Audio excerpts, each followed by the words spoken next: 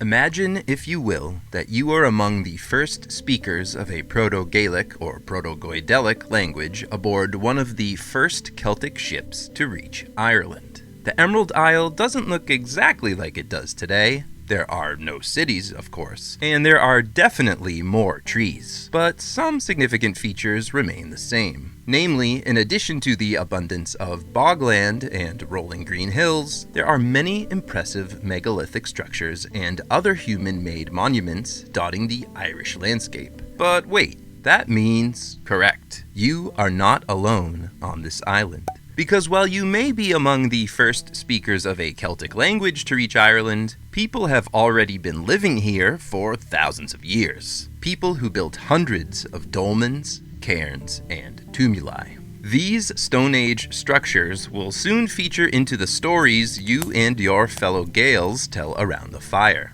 They will become the royal abodes and final resting places of your gods and heroes, and in some cases, portals to many a wondrous Celtic otherworld. Indeed, without these dolmens, cairns, and tumuli, Irish mythology would be a very different storytelling tradition from what it is today. Which begs the question, or questions rather, what is a dolmen? What is a cairn? And what is a tumulus? Are they the same thing? The short answer, no. The longer answer, in some cases they are the same thing, sort of, or at least they can be part of the same structure. We'll get into it, but first, let's lay the groundwork, with some simple definitions. A dolmen is a stone monument consisting of a large flat capstone lying across two or more vertical stones. Often referred to as a portal tomb on account of the opening or portal left between the vertical stones, the dolmen is also sometimes called an altar tomb or occasionally a cromlech. Although a cromlech can also mean a stone circle, which is a subject for another video. Dolmens are found the world over, but some of the oldest were built in what is now Brittany, perhaps as far back as 5000 BCE. They started cropping up in Ireland, Britain, and Scandinavia in around 4000 BCE. And for context, academic consensus places the emergence of Proto-Celtic, the precursor to all Celtic languages, at around 1300 BCE. Granted, adherents of Barry Cunliffe's and John T. Coke's Celtic from the West theory would place the development of Proto-Celtic further back at around 3000 BCE, but assuming such a timeline still wouldn't change the fact that the oldest dolmens we find in what we now think of as the Celtic world couldn't have been built by Celtic speakers because Celtic speakers didn't exist yet. Moving on.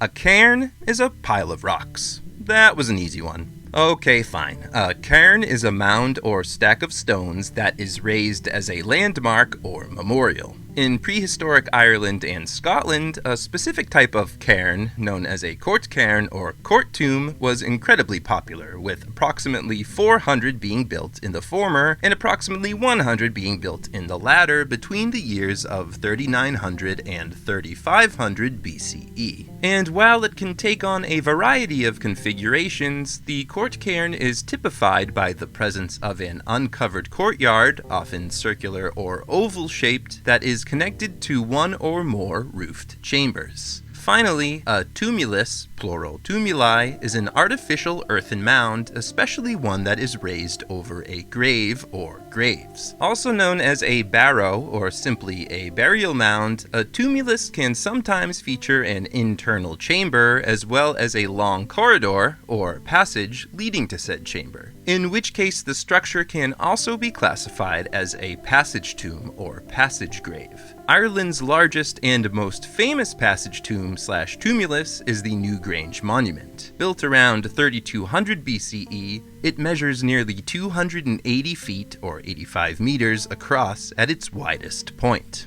However, the title of largest tumulus in Europe goes to the Saint-Michel tumulus in Brittany. Built between 5000 and 4000 BCE, the oval-shaped monument measures approximately 410 feet or 125 meters long by 190 feet or 58 meters wide. Now, at first glance, these three structures, dolmens, cairns, and tumuli, may seem, at least architecturally speaking, entirely unrelated, until you consider the following. if you take a dolmen and cover it with a bunch of stones, what do you get? The answer, a cairn, with a chamber in the middle. Similarly, if you take a dolmen and fill it in with a bunch of earth, what do you get?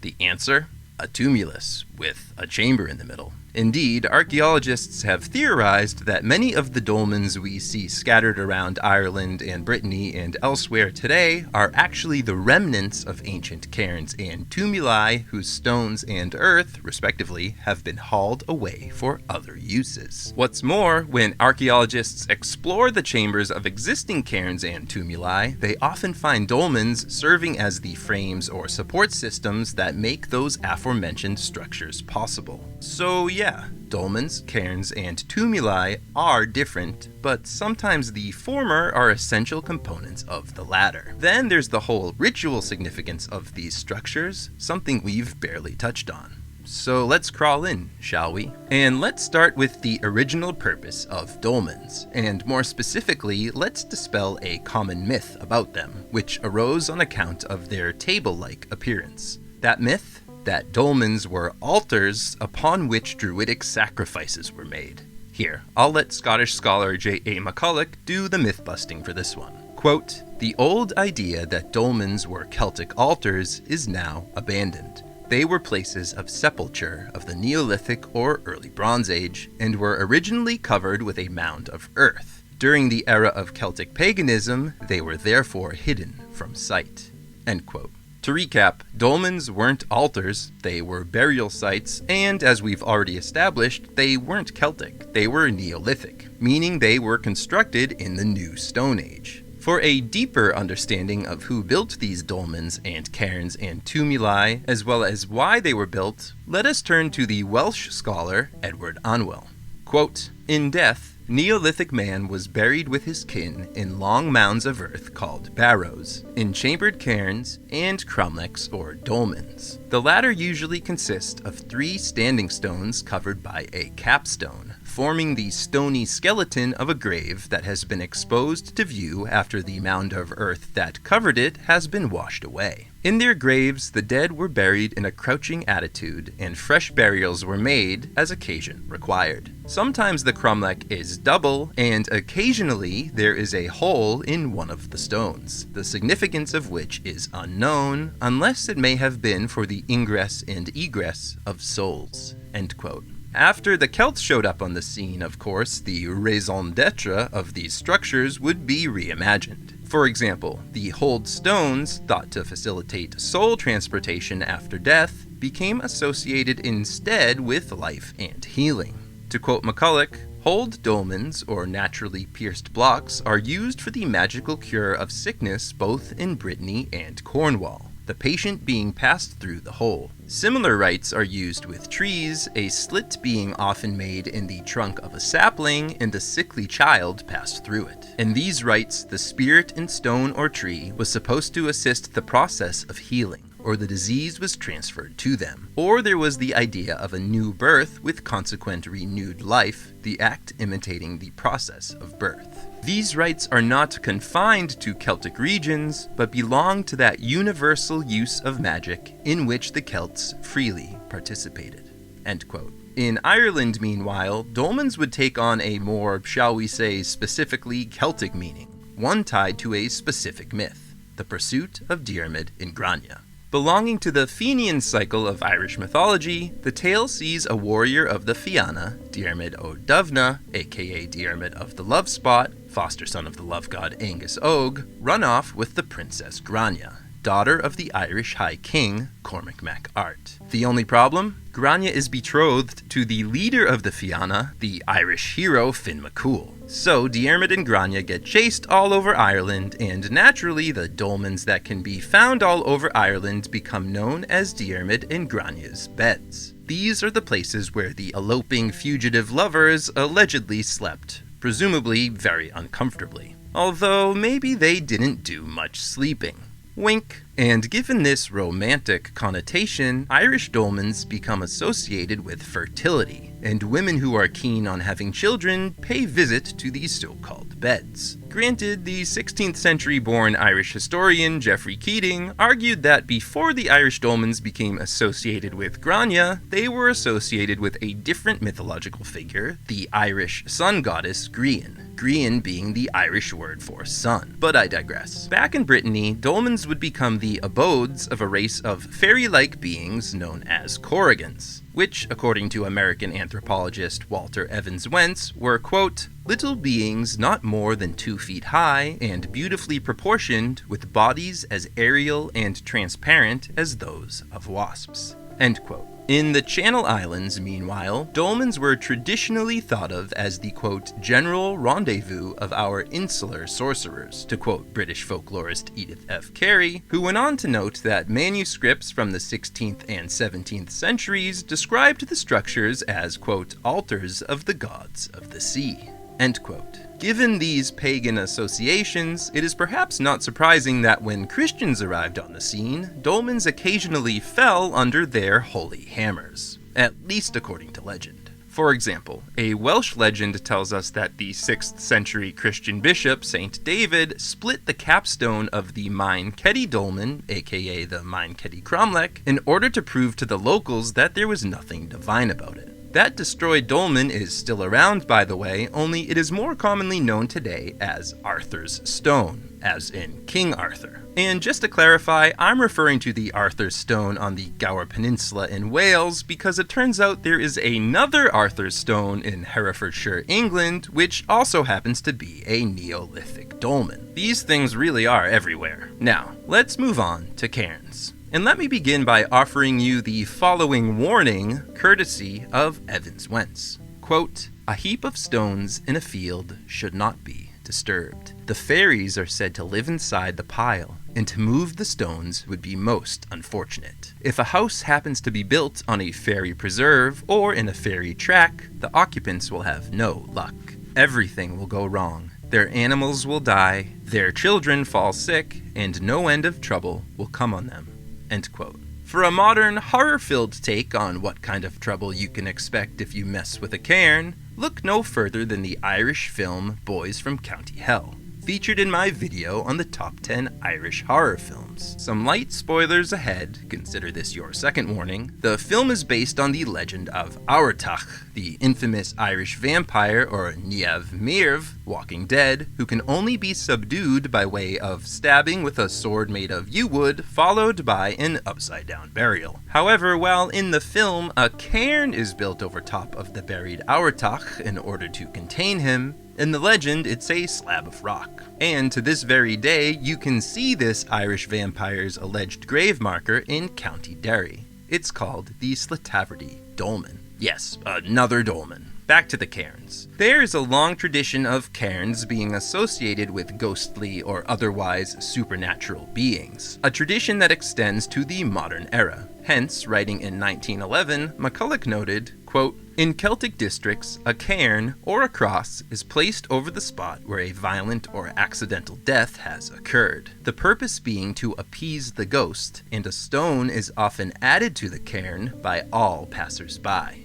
End quote. Moving backward in time, Irish kings were often inaugurated on ancestral burial cairns, and these same cairns were said to have provided prophetic visions to those who slept on top of them. For example, legend has it that the lost story of the Tonbo Cúlne, or Cattle Raid of Cooley, perhaps the most famous epic in all of Irish mythology, was recovered by 2 bards who slept atop the burial cairn of Fergus Mac Roche, an exiled king of Ulster who features prominently in the tale. For the record, the Tawn is part of the Ulster cycle of Irish mythology, but we find references to cairns in all 4 cycles. During the Fenian cycle, when Finn McCool's grandson Oscar is killed in battle, Oscar's widow Aidan dies shortly thereafter from grief. Oscar's father Oisin, the son of Finn McCool, buries Aidan on the Ben of Howth, known in Irish as the Ben Aider, and raises a great cairn over her grave. But by far it is the mythological cycle in which we encounter the most references to cairns. There's the cairn of Fiacha, for example, upon which the exiled Lugh god Mactall lights a druidic fire, out of which bursts 5 streams of flame. This feat earns Lugh god a new name,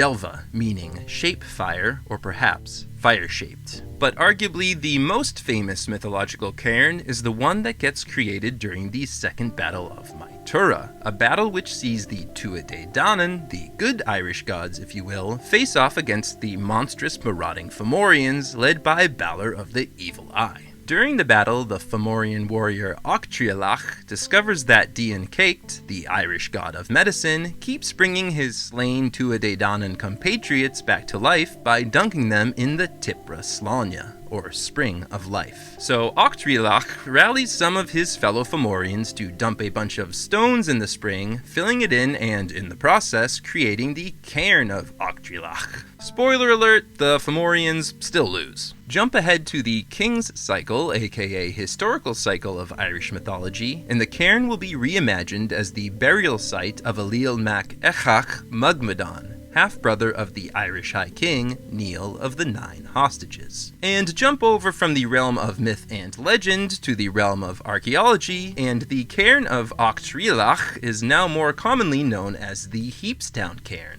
That is much easier to say. Located in County Sligo, the structure dates back to around 3000 BCE, and while today it stands between 20 and 30 feet, or 6 and 10 meters high, illustrations from the 1800s show that it was originally much taller and had a standing stone on its summit. Apparently, a lot of the stones got carted away to build roads, which is a story with an interesting parallel to the one we explored in my video on Celtic sacred trees, wherein an Irish fairy bush was in danger of being demolished to make way for a new motorway. But infrastructure wasn't the only threat to the survival of ancient cairns. As was the case with Dolmens, Christians were allegedly intimidated by the reverence these monuments commanded. Hence, in a prayer attributed to Saint Columba, the Irish abbot asks God to dispel, quote, this host, i.e. the pagan gods, around the cairns that reigneth.